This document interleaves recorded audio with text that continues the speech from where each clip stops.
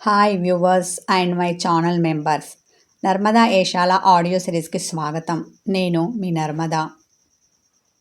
నేను రాసిన ఈ భార్యాభర్తల వృద్ధమైన ప్రేమ కథని నేనే స్వయంగా మీకు వినిపిస్తున్నాను. అరోగెట్ హస్బెండ్ భాగం 3. నువ్వు రాకపోయేసరికి నేనైతే అదే అనుకున్నాను. అయినా ప్రియాలాగా నువ్వెప్పుడు చెప్తావు ఆ శుభవార్త?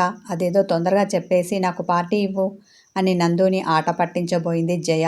ఇంతలో మేడం క్లాస్కి వచ్చింది. దాంతో ఆమె మాటలు ఆగాయి. క్లాస్ అయ్యే వరకు నందు జయ ఏమీ మాట్లాడుకోలేదు. నెక్స్ట్ క్లాస్కి మేడం రాకపోవడంతో ఇంకా ఆ రోజుకి క్లాసులు లేవని తెలిసింది. అబ్బా, తల పగిలిపోతోంది, క్యాంటీన్కి వెళ్దామా అంది జయ. తల ఆడించింది నందు. నిజం చెప్పు నందు, అసలేమైంది? ఎందుకని నీ ముఖమంతా పీక్కుపోయి అదోలా ఉంది? మీ ఇంట్లో ఏదైనా ప్రాబ్లమా? అలాంటిదేమైనా ఉంటే నాతో చెప్పు. టీ తాగుతూ అడిగింది జయ. విసుగ్గా ఆమెను చూసిన నందు, మా ఇంట్లో ప్రాబ్లం ఏమీ లేదని చెప్పాను కదా. నిజంగానే నా ఆరోగ్యం బాగోలేదు. అయినా నీకు పార్టీ కావాలి అంటే నేను ప్రెగ్నెంట్ అవ్వాలా? మామూలుగా నువ్వు పార్టీ అడిగితే నేను ఇవ్వనా?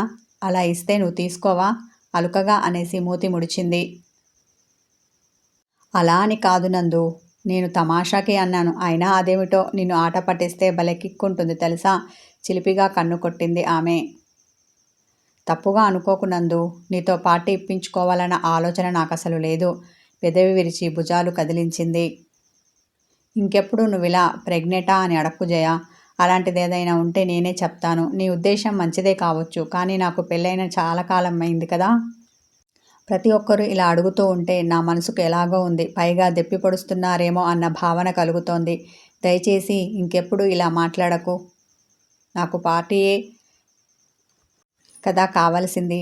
ఇప్పుడు టీ తాగిన దానికి బిల్లు నేనే ఇస్తాను అన్న నందు జయ వద్దని వారిస్తున్నా వినకుండా బిల్లు కట్టింది. ఆ తర్వాత వాళ్ళు లైబ్రరీకి వెళ్ళి ఇంతకుముందు తీసుకున్న పుస్తకాలను తిరిగి ఇచ్చి తమకు కావలసిన పుస్తకాలు తీసుకొని ఇంటికి బయలుదేరారు.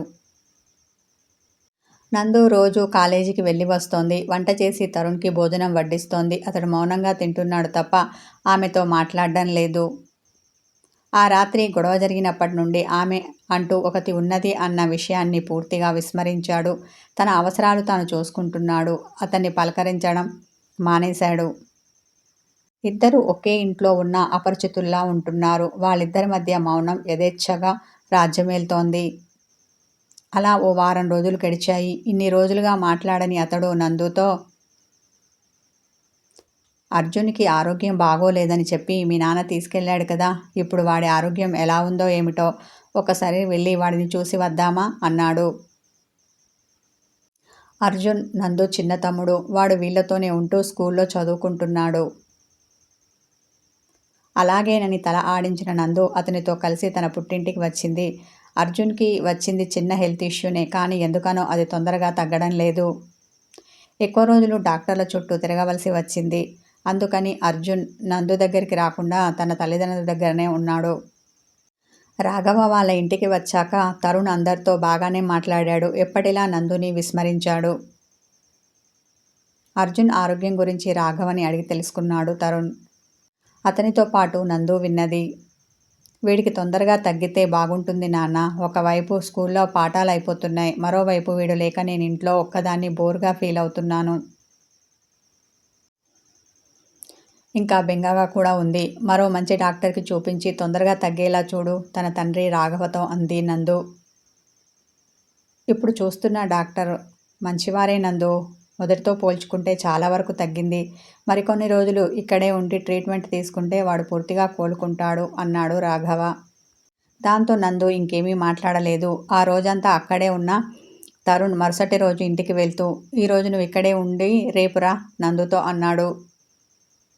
ఎందుకు? నేను నీతో వస్తాను మొండిగా అన్నది నందు.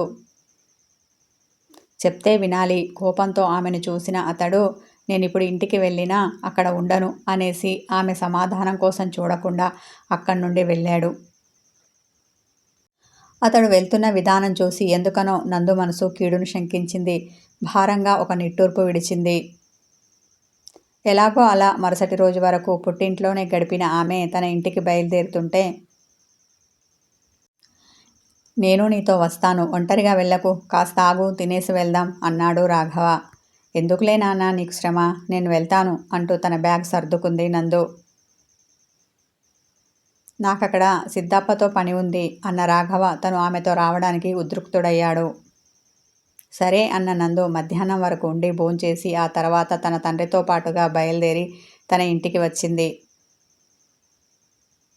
తాళం తీసి ఇంట్లోకి రాగానే ఆమె ఎప్పుడు పెట్టే చోట తాళం కప్ప పెడుతుంటే అక్కడ ఒక ఉత్తరం కనిపించింది. అనుమానంతో ఆమె కనుబొమ్మలు ముడిపడ్డాయి. దాని చేత్తో తీసుకుంటే చెయ్యి వణికింది. పక్కింటి లక్ష్మి రాఘవని చూసి పలకరించడంతో ఆమెతో మాట్లాడుతూ అక్కడే నిలబడ్డాడు రాఘవ. ఇక్కడ ఉత్తరం ఎవరు పెట్టారు, ఎవరు రాశారు, ఎప్పుడు వచ్చింది, పైగా నిన్న మేం వెళ్ళేటప్పుడు లేదు అనుమానపడింది నందు. ఆ ఉత్తరాన్ని ఓపెన్ చేసి చూసింది. ఆ ఉత్తరంలోని అందమైన దస్తూరిని చూడగానే అది రాసింది ఎవరో ఆమె ఇట్టే గుర్తుపట్టింది.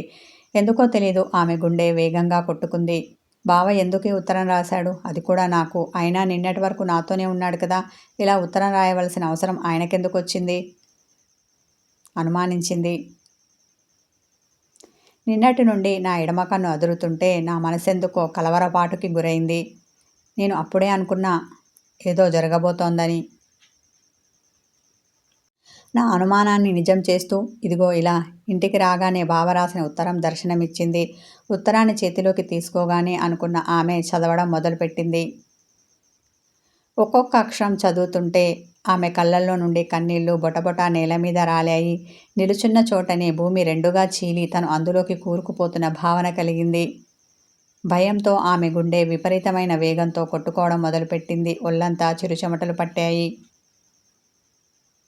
కళ్ళు తిరుగుతుంటే నిల్చోవడానికి సత్తువలేని దానిలా మంచం మీద కూలబడింది. చదవడం అయిపోగానే చేతిలో నుండి జారిన ఉత్తరం నేల మీద పడింది. మనసంతా స్తబ్దంగా మారింది. కళ్ళల్లో నుండి కన్నీళ్లు కారడం తప్ప చలనం లేని దానిలా అయ్యింది నందు. లక్ష్మితో మాట్లాడడం అయ్యాక రాఘవ ఇంట్లోకి వచ్చాడు. అదోలా ఉన్న నందుని చూసి కంగారు పడ్డాడు. ఏమైంది నందు, ఆత్రంగా అడిగాడు. ఆమె తన చూపుడు వేలితో కింద పడిన ఉత్తరాన్ని చూపించింది. ఏంటది అంటూ ఉత్తరాన్ని చేతిలోకి తీసుకున్నాడు. నువ్వే చదువు అన్నట్టు చూసింది ఆమె. ఆత్రంగా చదివిన అతడు నందులాగానే ఫీల్ అవుతూ చతికిలపడ్డాడు. తరుణ్ణి ఎలా అర్థం చేసుకోవాలో అతనికి అర్థం కాలేదు. తన కూతుర్ని ఎలా ఓదార్చాలో బోధపడలేదు. మాటలు రాని వాణిలా మూగబోయి కూర్చున్నాడు. ఆ ఉత్తరం వీళ్ళిద్దరినీ ఒకలాంటి షాక్కి గురిచేసింది. వాళ్ళు అంతలా ఇదైపోవడానికి కారణం అందులో గట్టిగానే ఉంది. ఆ ఉత్తరంలో తరుణ్ ఇలా రాశాడు. నందు, నీకిలా ఉత్తరం రాయవలసి వస్తుందని నేనెప్పుడూ అనుకోలేదు. మనం అనుకున్నది జరగడమే కదా జీవితం అంటే. నా మీద నువ్వెన్నో ఆశలు పెట్టుకున్నావని నాకు తెలుసు. కానీ నేను నీకోసం ఏమీ చెయ్యలేని, ఏమీ చేతగాని అసమర్థుణ్ణి. సంసార జీవనంలో ఓడిపోయిన బాటసారిలా నీ నుంచి నేను దూరంగా వెళ్తున్నాను. ఇక మీదట నువ్వు నా గురించి ఆలోచించకు, నా కోసం బాధపడకు. నీ జీవన గమనాన్ని నువ్వే నిర్ణయించుకో. నీకు తెలివితేటలు స్వతహాగా ఉన్నాయి. పైగా చదువుల తల్లి ఆ సరస్వతి కటాక్షం కూడా నీకు ఉంది. త్వరలో నీ గ్రాడ్యుయేషన్ పూర్తవుతుంది. ఆ తర్వాత నీకు మంచి ఉద్యోగం వస్తుంది. నీకు నచ్చిన ఉద్యోగం చేసుకుంటూ సంతోషంగా ఉండు. నేను నిన్నింతవరకు చాలా బాధ పెట్టాను. ఇక మీదట నీకు నా నుండి ఎలాంటి బాధలు ఉండవు, ఎలాంటి ఎదురుచూపు ఉండదు. నీ జీవితాన్ని నీకు నచ్చినట్టుగా మలుచుకో. ఈ భావని మర్చిపోయి ఆనందంగా జీవించు. నీ సుఖాన్ని ఆశిస్తూ నీకు దూరంగా శాశ్వతంగా వెళ్ళిపోతున్నాను. మళ్ళీ ఎప్పుడూ నీ కంటికి నేను కనిపించను. నువ్వు నన్ను ఎలా అర్థం చేసుకున్నా నాకు బాధ లేదు. ఈ ఉత్తరం నీ చేతికి అందేలోపు నేను నీ నుండి చాలా దూరం వెళ్ళిపోయి ఉంటాను. గుడ్ బై నందు అని ఉంది ఆ ఉత్తరంలో. తరుణ్ ముందస్తు ప్లాన్ బాగానే చేశాడు. దాని ప్రకారం నందుని తీసుకెళ్లి ఆమె పుట్టింటి దగ్గర వదిలేసి వచ్చాడు. ఆ తర్వాత అతడు ఆమెకి ఉత్తరం రాశాడు. నందుకు వచ్చిన స్కాలర్షిప్ డబ్బులు ఇంట్లో ఉంటే అవి తీసుకుని వెళ్ళాడు. అది కూడా ఇంకెప్పటికీ నందు దగ్గరికి రాకూడదు అన్న గట్టి నిర్ణయంతో వెళ్ళాడు. ఉత్తరం చదివిన నందు బోరున విలపించడం మొదలుపెట్టింది. రాఘవకి ఆమెను ఎలా ఓదార్చాలో, ఏమని ఓదార్చాలో అర్థం కాలేదు. ఇక మీదట తన కూతురి భవిష్యత్తు ఏమిటని ఆలోచిస్తూ అతడు కూడా ఆమెతో పాటు ఏడుస్తూ కూర్చున్నాడు. ఇంతలో అక్కడికి సిద్ధప్ప వచ్చాడు. ఏంటి రాఘవ, నా దగ్గరికి వస్తానని చెప్పి ఇక్కడ కూర్చున్నావు, పైగా ఏడుస్తున్నావు, ఏం జరిగింది? వీళ్ళు ఏడవడం చూసి అతడు కంగారు పడ్డాడు. ఈ సిద్ధప్ప రాఘవకి బావ అవుతాడు. ఏం చెప్పమంటావు బావ, తరుణ్ ఇంత పని చేస్తాడని నేను అనుకోలేదు. బాధతో వాపోయాడు. వాడేం చేశాడు, ఎక్కడికి వెళ్ళాడు, కాస్త అర్థమయ్యేలా చెప్పు రాఘవ, మరింత కంగారు పడ్డాడు సిద్ధప్ప. నందుకి ఉత్తరం రాసిపెట్టి మాకెవరికి చెప్పకుండా ఇంట్లో నుండి వెళ్ళిపోయాడు అని రాఘవ చెప్పగానే సిద్ధప్ప నిశ్చేష్టుడయ్యాడు. కాసేపటి వరకు ఆ షాక్లో నుండి తేరుకోలేకపోయాడు. తేరుకున్న వెంటనే నువ్వు చెప్పింది నిజమా అనుమానపడ్డాడు. ఎందుకనో రాఘవ చెప్పింది అతనికి నమ్మబుద్ధి కాలేదు. నిజమేనని బేలగా తల ఆడించాడు రాఘవ. అవునా? ఈ నిజాన్ని జీర్ణించుకోలేక నందుని చూశాడు. ఆమె సర్వం కోల్పోయి అశోకవనంలోని సీతలా అనిపించింది అతనికి. అయితే ఇప్పుడు నందు పరిస్థితి ఏమిటి అనుమానపడ్డాడు సిద్ధప్ప. అదే కదా నా బాధ. అసలే వయసులో చిన్నది, దీనికి లోకం పోకడ తెలియదు. భర్త తోడు లేకుండా ఎలా బ్రతుకుతుంది? వాపోయిన రాఘవ కన్నీటి పర్యంతమయ్యాడు. అతన్ని ఏమని ఓదార్చాలో సిద్ధప్పకి అర్థం కాలేదు. రాఘవ, వాడికిలా వెళ్ళవలసిన అవసరం ఏమొచ్చింది? ఏదైనా సమస్య ఉంటే నాతో చెబితే సరిపోయేది కదా, నేను ఏదో ఒక పరిష్కారం చెప్పేవాడిని అన్న అతడు నందుని చూశాడు. అతని చూపుల భావం అర్థం చేసుకున్న నందు, మామయ్య అది నేను అని చిన్నగా నసిగింది. ఈ విషయం చెప్పాలా వద్దా అని మల్లగుల్లాలు పడుతూ ఉంటే ఏంటో చెప్పమన్నట్టు చూశాడు అతడు. మామయ్య, నేను కొన్ని రోజుల క్రితం బావతో గొడవ పడ్డాను. అప్పుడు ఆయన నువ్వు ఇలా గొడవ పెట్టుకుంటే నేను ఇంట్లో ఉండను, ఎక్కడికైనా వెళ్ళిపోతాను అన్నాడు. కానీ నిజంగా వెళ్తాడని నేను అనుకోలేదు. అయినా నేను ఆ రోజు నుండి మళ్ళీ ఈ రోజు వరకు బావతో గొడవ పడలేదు. నిజం చెప్పాలి అంటే తన మనసుకు నొచ్చుకునేలా ఒక్క మాట కూడా మాట్లాడలేదు.